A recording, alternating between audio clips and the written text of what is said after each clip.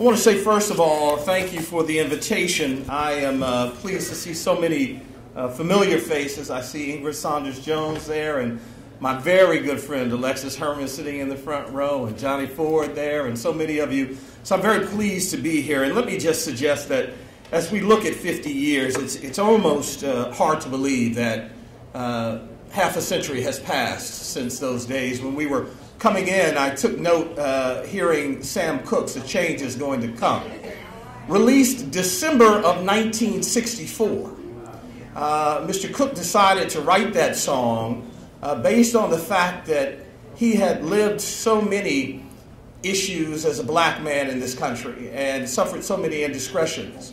He heard Bob Dylan's songs that he was writing at the time, Blowing in the Wind and the like, and he wanted to design a song for his people.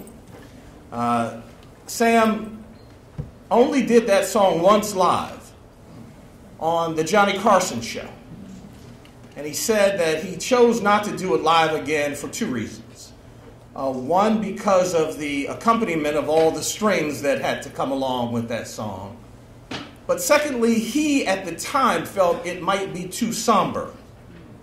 Little did he know that that song would become what it became, an anthem, a classic that still speaks to people today. So as we all take a look around, I hope that this becomes, not only to those of you who are here who lived it, those of us who learned it, and those of us who should know it, I hope it becomes more than a commemoration, more than just a march.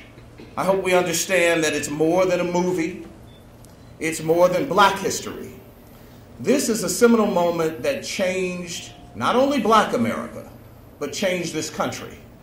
It caused her to live up to her creed and face some of the pimples and scars that she had. We're not there yet, but we're a lot closer than we were. So to those of you who were on the front line, let me say personally, and for all of us, a great big thank you. And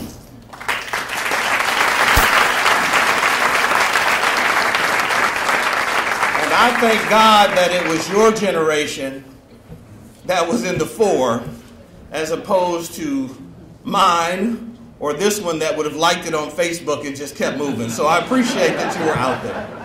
And as I said, it was such an extraordinary generation. And to have it here in the Rosa Parks Museum, I'm from Detroit and had an opportunity to get to know Mrs. Parks over the years. And she was, as you all know, just an extraordinary, extraordinary woman.